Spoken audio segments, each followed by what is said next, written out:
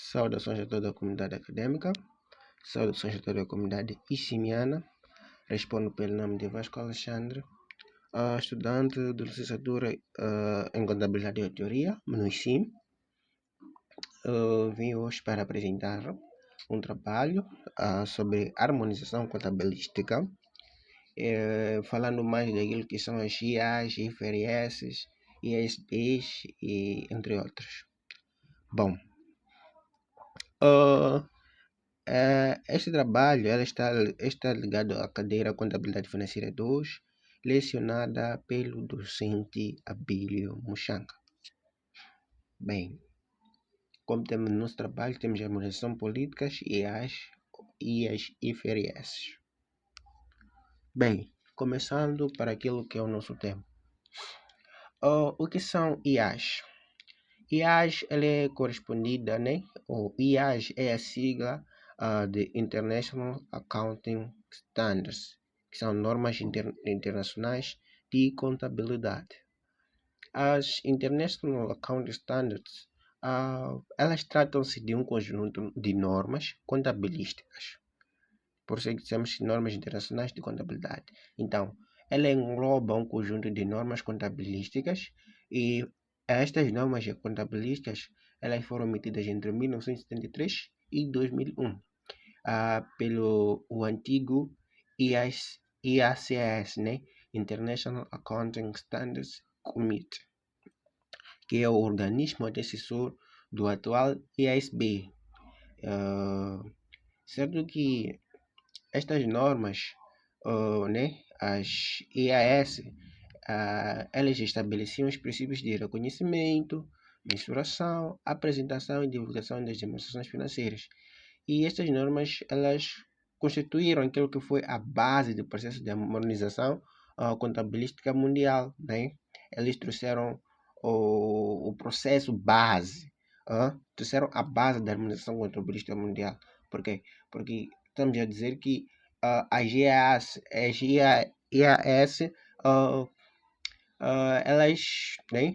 elas trouxeram um conjunto, né, internacional de normas. Elas trouxeram um conjunto internacional de normas para que haja entendimento entre as normas contabilísticas. E essas normas contabilísticas, temos que elas foram emitidas entre 1973 e 2001. Bom, a IAS, em suma, é um conjunto de normas. E esse conjunto de normas compreende desde a mensuração, princípios de reconhecimento, apresentação e divulgação das demonstrações financeiras. Bom, indo para as IFRS. IFRS significa, né? IFRS são as International Financial Reporting Standards, né? Que normas internacionais de relato financeiro, as IFRS, né? Que são as normas que foram emitidas a partir de 2001 até as datas atuais. Temos que as IAS elas foram emitidas entre 1973 a 2001. Então, desde a seção das IAS, nós tivemos as IFRS, né?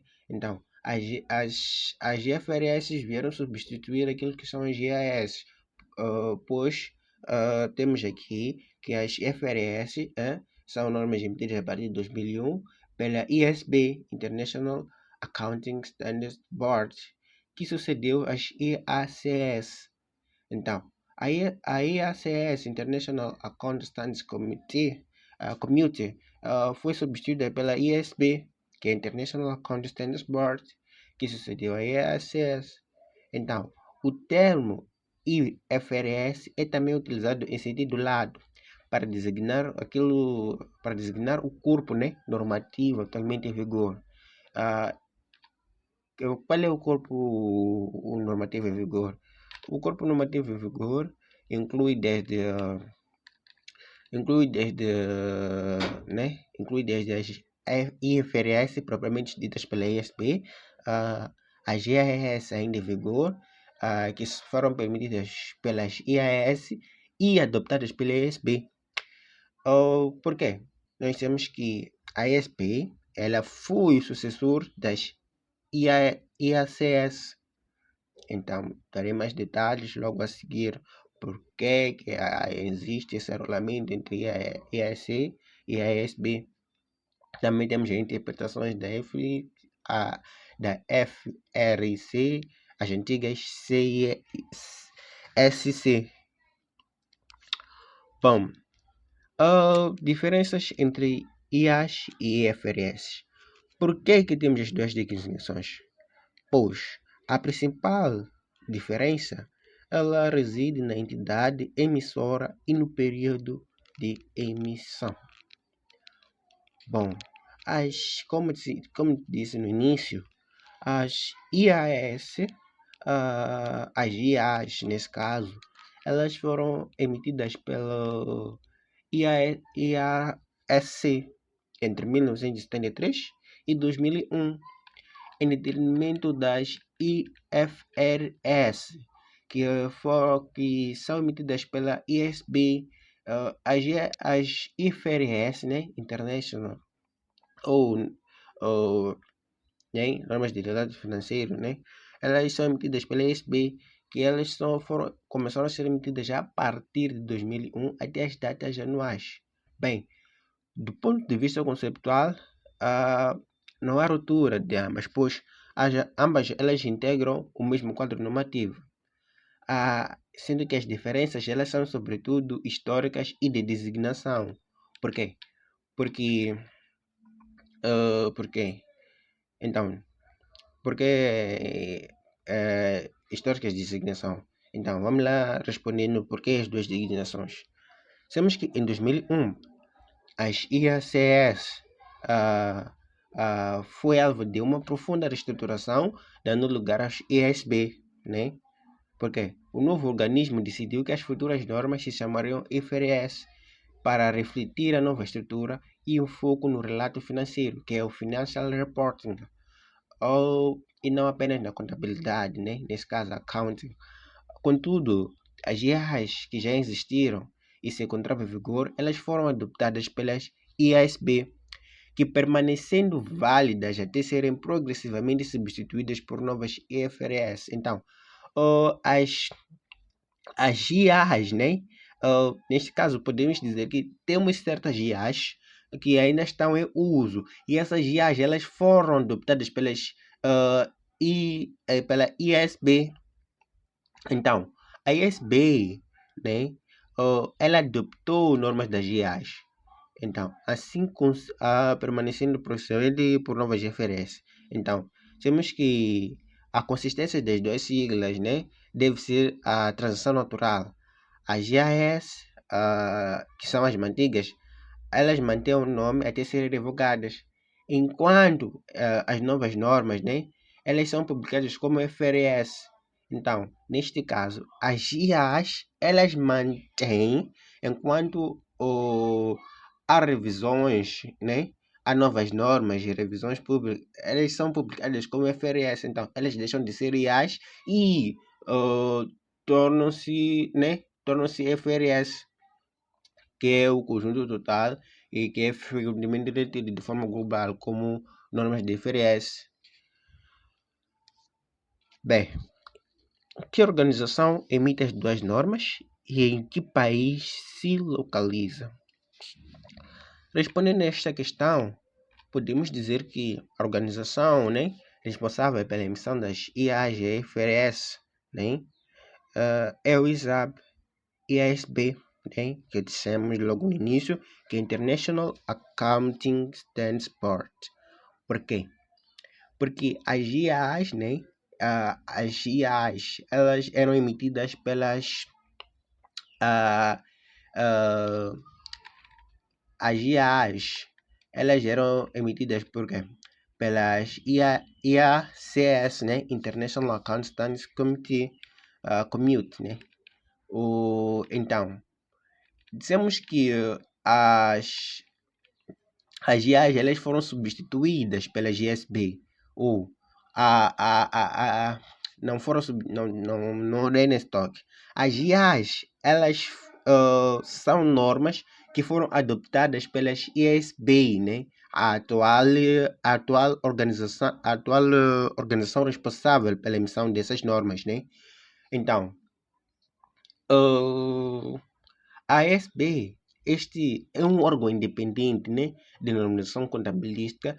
Ela opera sobre a supervisão das FRS Foundation, que é uma entidade sem fins lucrativos. Então, a GSB, ela ela opera sobre uma supervisão da FRS Foundation.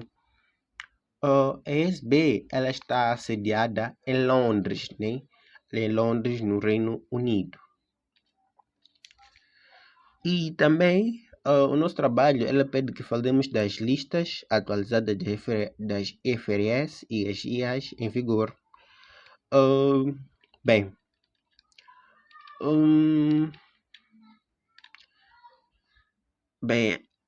para as IFRS, né, em vigor,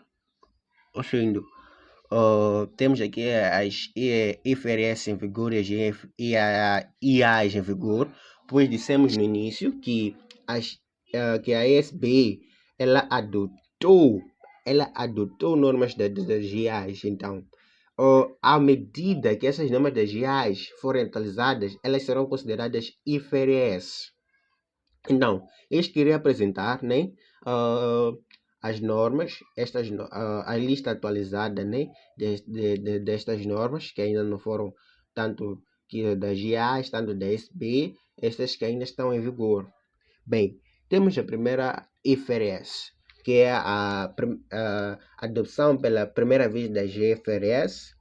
Também temos o pagamento baseado em ações, que é a norma 2. Temos a terceira, que é a concentração de atividades empresariais. Temos também os ativos não correntes detidos para venda e unidades operacionais descontinuadas. Temos as IFRS, que é a exploração e avaliação de recursos minerais. Também temos a 7, que é instrumentos financeiros. Estes instrumentos financeiros constituem as divulgações. Temos as IFRS 8, segmentos operacionais. Também temos a 9, que são os instrumentos financeiros. As IFRS 10, que são as demonstrações financeiras consolidadas. Também temos os acordos conjuntos. Temos aqui a divulgação de interesse em outras entidades. A 13ª, que é a mensuração pelo justo valor. As IFRS 14, que são contas de diferimento regulatórias ou norma intercalar. Bem, temos também o rédito de contratos com cliente, que constitui a norma 15. A norma 16 temos as locações. A 17 temos contratos de seguro. Para a GFRS 18 temos a apresentação e divulgação nas demonstrações financeiras. A norma 18 ela foi emitida em 2024 e esta norma ela será aplicável a partir de 2027. Essas são algumas normas que foram atualizadas, né, nos últimos tempos. Essas são as duas normas, né, que foram atualizadas e emitidas em 2024. Então, temos aqui a apresentação e divulgação das dimensões financeiras que foram emitidas em 2024 e serão aplicáveis a partir de 2027. Também temos as IFRS 19, que são as subsidiárias sem responsabilidade pública, que são as divulgações, né? E esta norma também, ela foi emitida em 2024. Também será aplicável a partir de 2027. Bem, IAs ainda em vigor. Sabemos que o IASB ela adotou normas, né, das IASS. Então, a IASS ela emitiu certas normas e a ASB, né, que foi o sucessor das IASS, ela adotou as normas da ISS. Não, também temos que dizer que IAS em vigor, emitidas pelo IACS e adotadas pela ASB. Bem, temos aqui como primeira norma, né, a apresentação de demonstrações financeiras, temos 2 inventários, temos IAS 7, demonstrações de fluxo de caixa, temos EAS 8, políticas contabilísticas, alterações nas estimativas de euros, temos as IAS 10, acontecimento após data do relato, temos as IAS 12, impostos sobre o rendimento, temos as IAS 16, ativos fixos tangíveis, IAS 19, benefícios desempregados, IAS 20, contabilização dos subsídios do governo e a divulgação de apoios governamentais. Também temos as IAS 21, né, que são efeito de alterações de taxas de câmbio, as IAS 23, custos de empréstimos, as IAS 24, divulgação de partes relacionadas. Dentre este também temos muitas IAs. Continuando. Também temos IAS 26, que é a contabilização e relato dos planos de benefícios de reforma. As IAS 27, demonstrações financeiras separadas. As IAS 28, investimentos em associadas e empreendimentos conjuntos. As IAS 29, relato financeiro em economias, sejam elas hiperflacionárias, as IAS 33, resultado por ação, as IAS 34, também temos os relatos financeiros intercalar, também temos a imparidade dos ativos, temos as provisões, né, que são passivos contingentes e ativos contingentes, e as IAS 38, que são ativos intangíveis, temos as IAS 40, propriedades de investimento, e as IAS 41, a agricultura. Bem, esta foi a lista, né, tanto das IFRS e as IAs atualizadas. Dissemos que à medida, né, que as IFRS, que as IAs elas são atualizadas, elas são consideradas IFRS, elas não vão ser consideradas mais IAs. Então, estamos a dizer que as IAs elas são feitas de forma revogada, né? Elas trabalham em detrimento. À medida que nós utilizamos as IAs, nós consideramos as IAs como IFRS, não mais como IAs, né?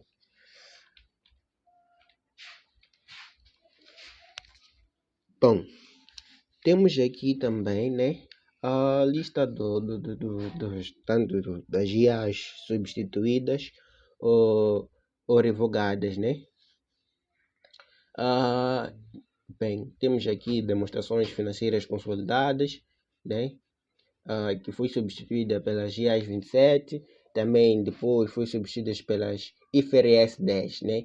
Temos que à medida que há revogação, né, ou substituição, nós consideramos como IFRS. Então, também temos a contabilização de depreciações. A contabilização das depreciações, elas foram retiradas, né? Ela foi totalmente revogada. Então, temos a informação a divulgar nas dimensões financeiras. A informação divulgada nas dimensões financeiras foi substituída pelas IAs 1. Temos respostas contabilísticas à variação dos preços. Foi uma norma revogada. Temos os custos de investigação e desenvolvimento, que foi substituída pelas IAs 38. Temos os contratos de construção, substituída pelas IFRS 15, temos o relato por segmentos, substituídas pelas IFRS 8, temos a informação que reflete os efeitos das variações de preços, que foi uma norma também revogada, temos as locações, substituída pelas IFRS 16, temos o rédito, substituída pelas IFRS 15, temos o relato por segmentos, substituídas pelas IFRS 8. Temos as IAS 15, que é a informação que reflete, né, os efeitos das variações, né, dos preços, que foi uma norma revogada. Temos as locações, que foi substituída pela IFRS 16. temos o rédito, que foi substituída pela IFRS 15, temos a concentrações de atividades empresariais, substituída pela GFRS 3, temos as contabilizações de investimentos, substituídas pelas IAs 39 e 40. Temos as divulgações das dimensões financeiras de bancos, substituídas pela GFRS 7. Temos interesses em empreendimentos conjuntos substituídos pelo, né? Temos interesses em empreendimentos conjuntos, foram substituídos pelas IFRS 11. Temos unidades em descontinuação, que foram substituídas pelas IFRS 15. Também temos os instrumentos financeiros e reconhecimento da mensuração, que foi substituída pela IFRS 9, né? Mas nesta norma, ela foi substituída com exceção da contabilidade de cobertura, né? Da macro carteira, cujo projeto, né? O projeto ainda está em curso, né?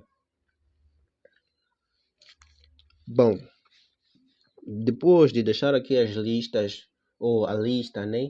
Tanto das IAs, elas atualizadas, ou IAs em vigor e IFRS, elas atualizadas em vigor, também depois de passar aquilo que foram as IAs, né?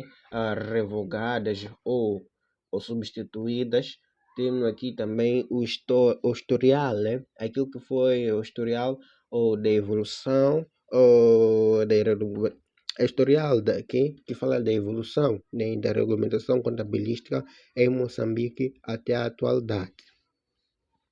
Bem, a evolução, né, do normativo contabilístico em Moçambique, ele está a refletir, né, a transação de um modelo de contabilidade fiscal baseado no plano de contas que sofreu influência de parte francesa para um modelo de contabilidade alinhado com padrões internacionais. Então, quer dizer que Moçambique ele baseava-se, né, num plano de contas francês, ele baseava-se num plano de conta influenciado, né, por um sistema francês. Então, o Moçambique deixou, né, de usar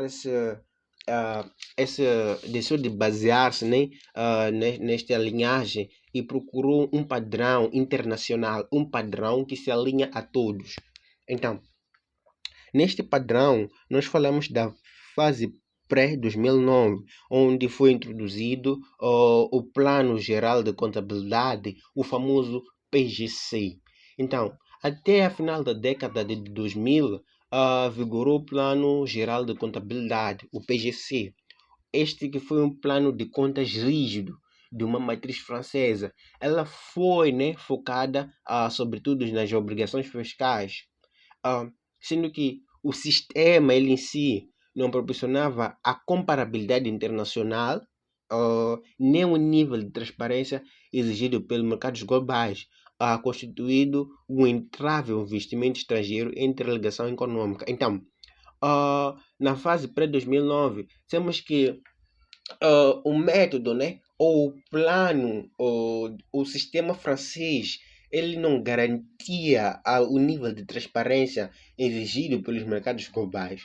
Por isso que Moçambique precisou de usar um modelo financeiro alinhado com padrões internacionais, né? Por quê? Porque este entrave, ele em si constituía aliás, esse argumento ele constituía uma entrave ou constituía certas desavenças de investimentos financeiros. Ele constituía uma entrave à interligação econômica.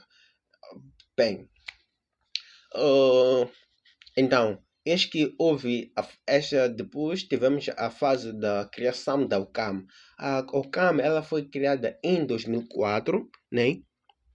A criação da OCAM. A OCAM, que é a Organização de Contabilistas e Auditores de Moçambique, ela foi criada em 2004, onde a Lei número 17/2004, de 15 de setembro, ela criou a Ordem de Contabilistas e Auditores de Moçambique, a tal OCAM, ou designada OCAM, que foi uma entidade, né, que passou a ser o órgão representativo e regulador da profissão. A OCAM, desde 2004, ele é ele é órgão que representa, né, e que regula a profissão dos contabilistas e auditores. Esta ordem ela foi aprovada pela Lei número 17/2004, de 15 de setembro. Bem, este órgão ele assume um papel central, seja ele na formação, fiscalização e acompanhamento do processo de convergência com as normas internacionais. Bem, também temos a viragem de 2009, né? Que foi a viragem de decreto número 70/2009, o CSE. Bem, falando da viragem, né, de 2009, passando por aquele momento, né, da fase pré, onde o decreto número 70/2009, o CSE, ah, que foi aquilo que nós temos que foi o verdadeiro marco da harmonização contabilística. Então, em 2009, esta lei ou este decreto, ele marcou aquele que foi a harmonização contabilística em Moçambique. Então, o decreto ele foi feito ou elaborado em 23 de, aliás, ele foi decretado em 23 de dezembro. Então, temos que é o decreto número 70/2009 de 23 de dezembro que aprovou o sistema de contabilidade de procedor empresarial, né? O designado SCE, né? Sistema de Contabilidade de Procedor Empresarial. E este revogou o antigo PGC. Ou dizemos que o antigo PGC ele ou ele era representado, né?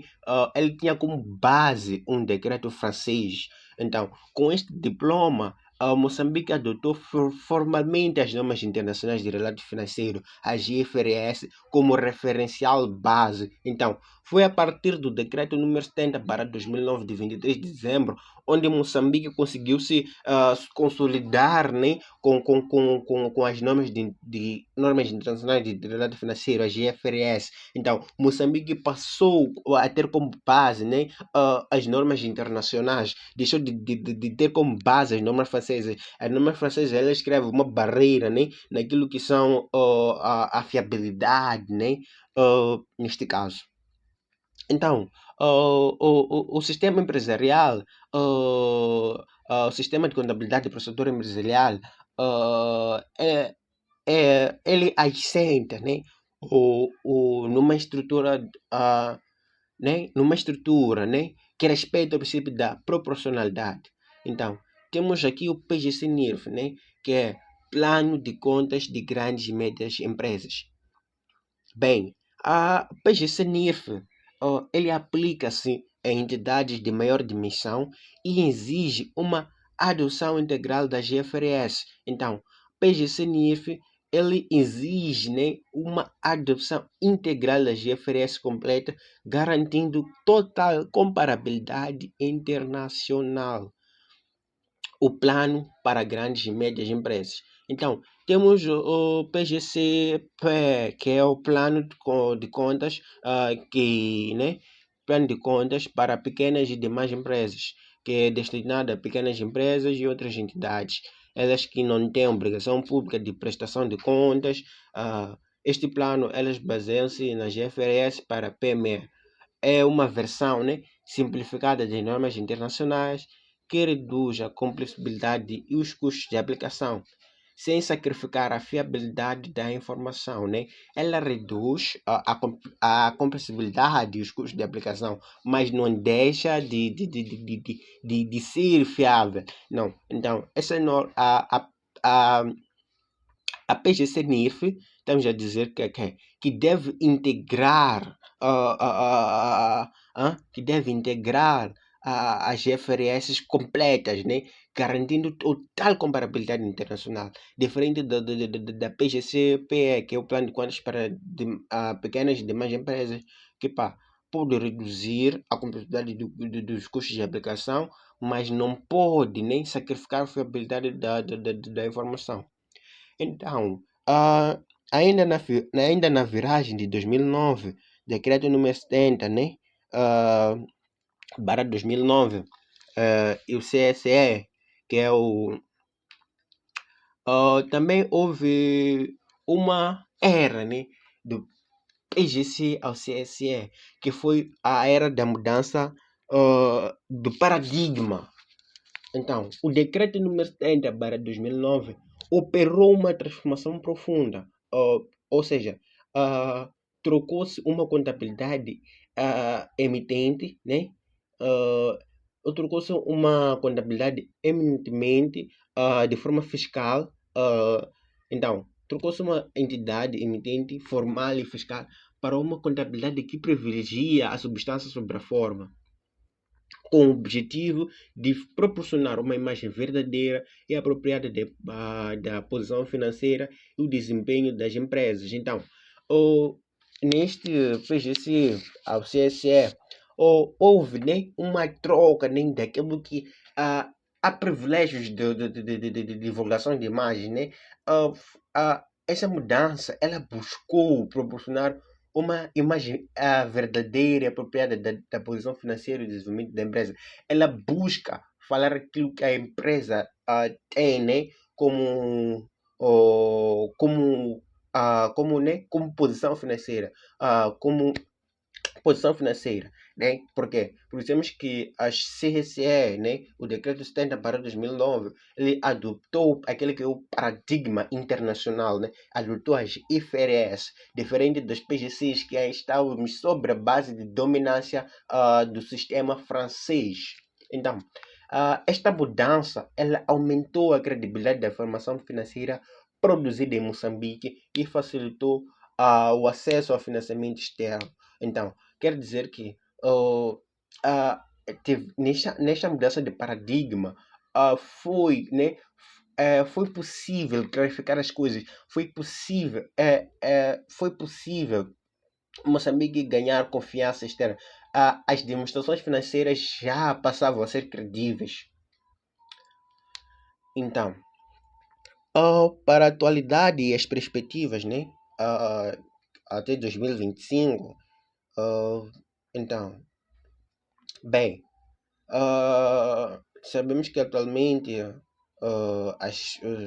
o setor, né, empresarial, né, permanece com um quadro legal de referência, né, que é o CAM, continua a assegurar a atualização técnica, né, promovendo ações de formações sobre as novas IFRS, como as IFRS 15, 16 e 17, e sobre as mais recentes normas de sustentabilidade, que é as IFRS 1 e as IFRS 2. E essas IFRS elas foram emitidas pelo ISSB, que entregam a tendência global de reporte integrado em Moçambique, sendo que através do CSS consolidou a inserção no movimento mundial da amortização contabilística. Bom, podemos concluir, né, que o estudo, né, da harmonização contabilística ele é muito importante. Por quê? Porque podemos saber designar, né, aquilo que foi o quadro legal da vigência, ou podemos saber discernir as IAs, né? Quando somos perguntados o que são IAs, né? Temos que as IAs, podemos de forma simples, né? Podemos dizer que são normas de relato financeiro que foram criadas entre 1973 a 2021, e as IFRS são as normas atuais que foram criadas de 2021 até as datas de hoje, sendo que as IFRS são adoptadas pelas ISSB. Então, o, tivemos também um movimento histórico, um marco histórico na harmonização contabilística, né? Que foi a mudança do PGC, que foi a mudança da base francesa para a base internacional, né? Para adoção, né? Para adoptar aquilo que é o sistema internacional contabilístico. Bem, a partir desta harmonização, foi possível Moçambique ganhar credibilidade nas demonstrações financeiras, né? Foi possível garantir credibilidade na informação financeira, passando a ganhar sustentabilidade, apoio financeiro, entre outros. Bom, desde já agradecer, né, por ter acompanhado esta apresentação até aqui, falando eh, sobre as normas tanto das GAs, tanto da GFRS. Bem, dizer que este é o fim, não é o fim, teremos uma próxima oportunidade. Bem, contabilidade é a cena, e sim, é a cena.